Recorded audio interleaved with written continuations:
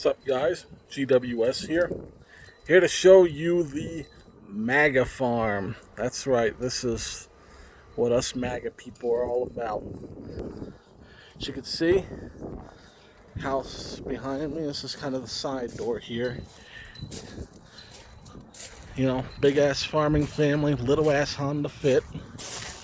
That works. There's the house. Beautiful, beautiful house. Arizona.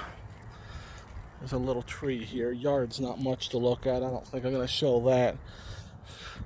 A wood pile. Fence. We didn't build that one. Here's a little tool shed. And a bunch of shit laying around. It's a little palm tree out of place. Bunch of storage stuff back there. Got a beautiful storm coming in. Excuse me for facing the wall here a second. Here's what farm we have. It's not much, but believe it or not, this is a lot of work. There's a bunch of shit laying around. It's our rabbit coop. It's our two little meat rabbits. Gonna be good eating.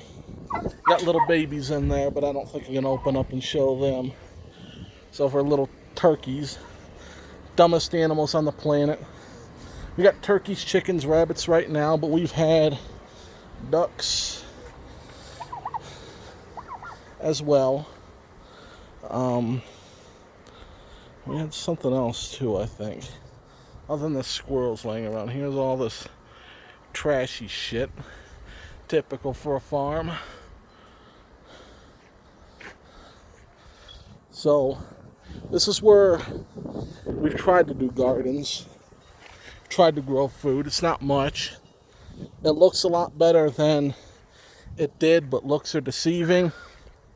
This soil hard as a rock. You can't kick it, can't put your feet in it, can't dig in it, can't plant anything in it. Everything just dies.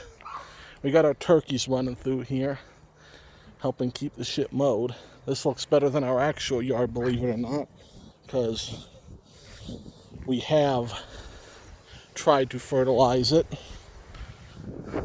It's our DirecTV dish. There's something.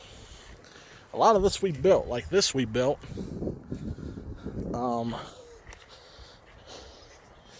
This we filled in. It was a piece of shit when we got here, but filled that in. This fence we didn't build. Some of it we did. Like we built this top part here because chickens kept going through. This we built, including those former rabbit houses that we had. We used them for chicken houses too. That goat house we didn't build. Parts of this barn we did, like the little door there. It's not much. I mean, that's not a lot of work, but this rabbit coop built from scratch. So yeah, this is the tour of the outdoor part. I'm not showing the front because it's unremarkable. The yard is horrible. Don't really want to show the house in the state it's in right now. It's not in optimal condition.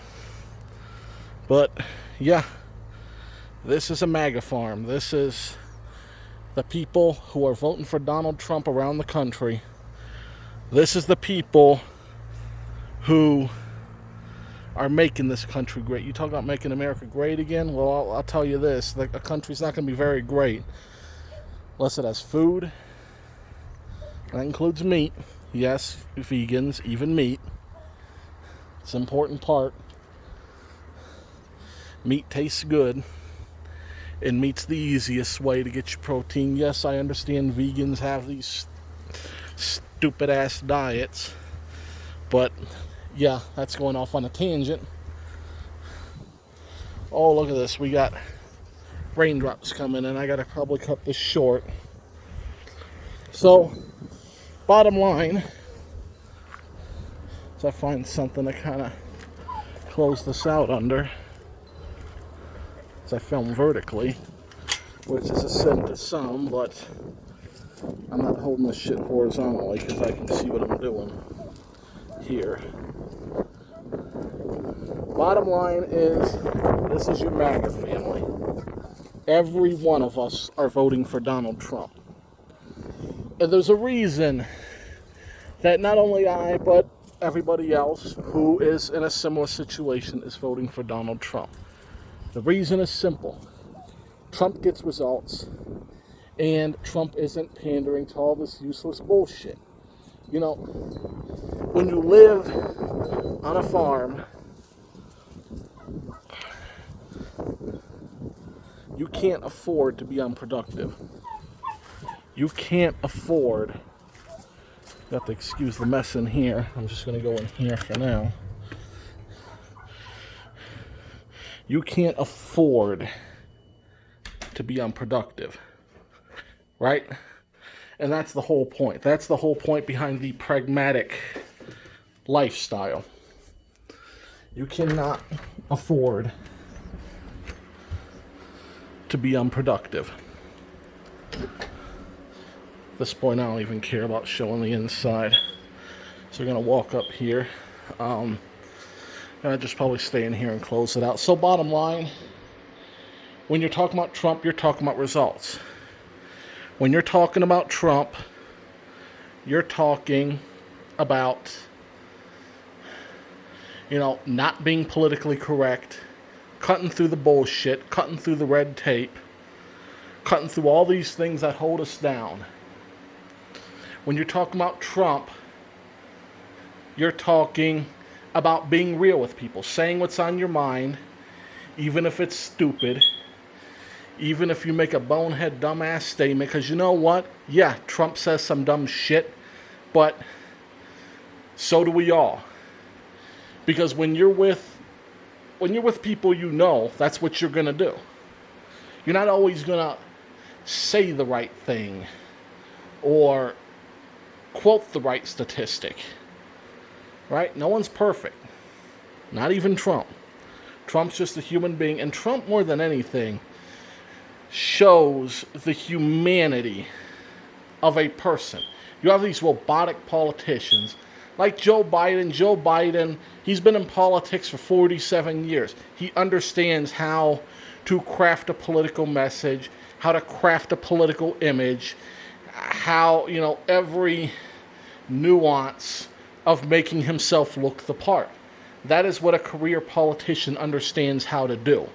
But what you need to understand is that there's a difference between knowing how to win elections over and over and over again and getting results in the real world. Look at Joe Biden's record. Look at his record. He has done nothing. Nothing. All he's done throughout his entire career is pander and win elections, go with the flow of whatever direction the country's going in at the time. Yeah, he's tough on crime in the 1990s, and then he's saying defund the police in the 2000s. He was pro-life, then he's pro-choice. He's been in every position, just like Chuck Schumer, just like Nancy Pelosi, just like Hillary Clinton. They're all the same. Every one of them. Even Republicans. You look at people like Mitch McConnell, like Mitt Romney,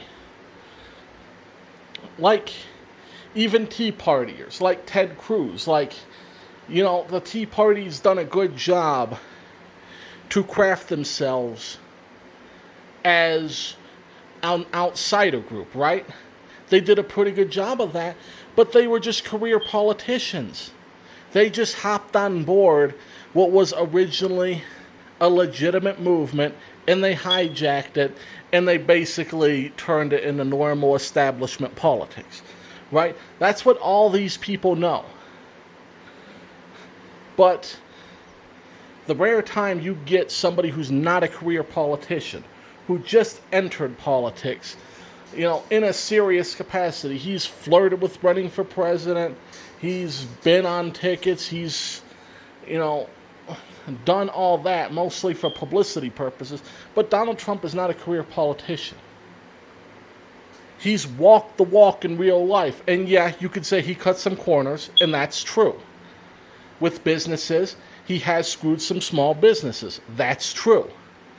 He has made some, rotten deals throughout his life. That's true. Trump University was probably a scam. That's true. Nobody's saying Trump is an angel, a good person. What we are saying, all of us who vote for Trump, all of us through the Rust Belt, all of us throughout the households like this, throughout families, throughout, just real people not living an imaginary urban fairy tale lifestyle where, you're working in an office building and then you're just oblivious to the world around you. No, I'm talking about real people. Because that's what the Trump voter is. All we want is somebody who's real and somebody who gets things done. That's all we want.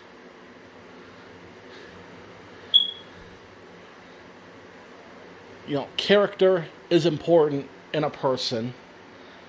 It's important with who you associate with.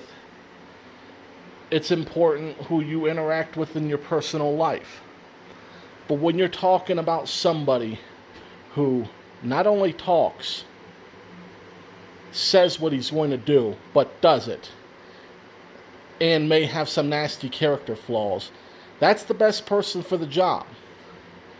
You're going to hire the asshole who can get things done.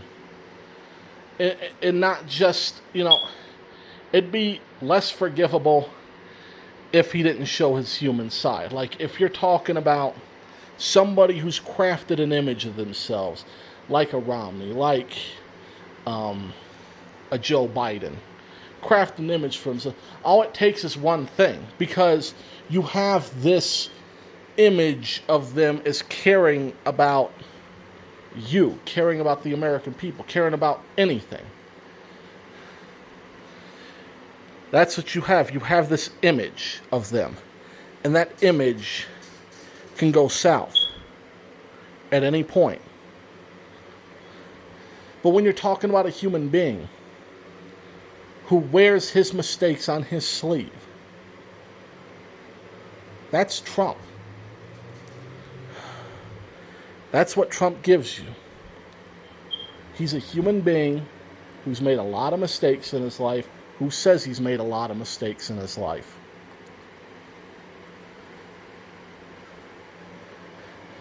And I understand where people are coming from with their character concerns. I do, because I don't like Trump's character. But as a president, you can't deny what this man has done. You can't deny that he's been trying to build this wall that he promised. And a lot of people don't agree with the wall. That's fine. And, there are some criticisms of it. Some of them are semi-legitimate. Some of them are bullshit. But okay, I can understand where you're coming from at least. But the fact is, he promised, he delivered the wall. He promised to get rid of the Iran deal. He delivered. He promised to get rid of the Paris deal. He delivered. He promised NATO accountability. He delivered. He promised to be tough on China. He's the first one to deliver on that since ever.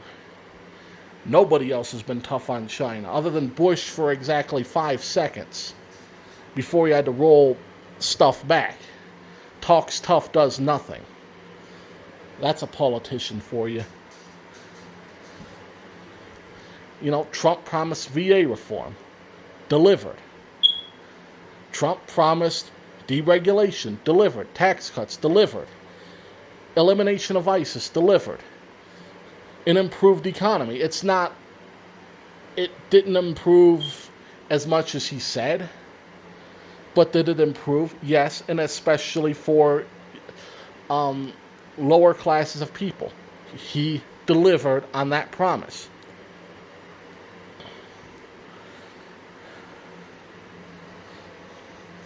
And people want to talk about COVID.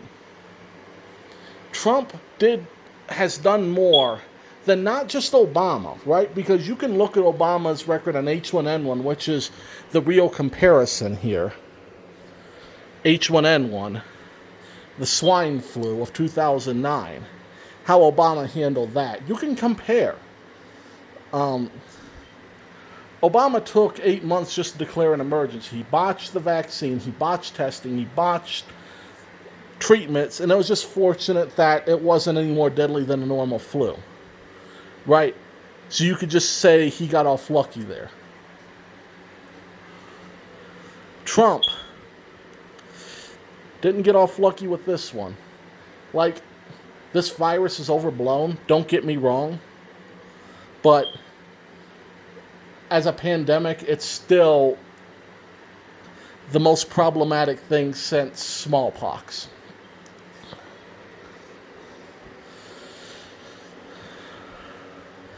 And that, the way he handled that, the speed at which he handled that. People say Trump didn't react fast enough. Well, how about this? We had our first case, I believe it was January 21st. I'm working off of memory here, so don't get me on exactness. But it's about the early January 20s.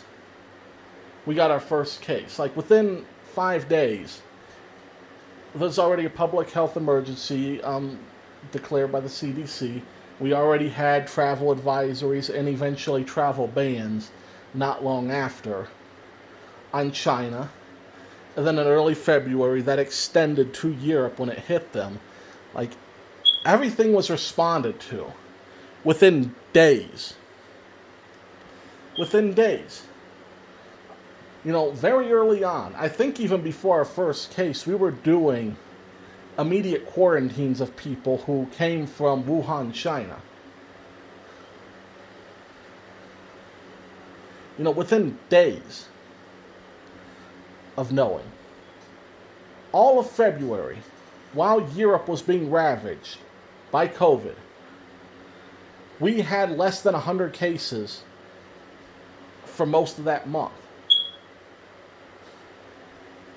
For most of February, we had less than 100 cases. Maybe even all of February. I can't remember exactly when it spiked.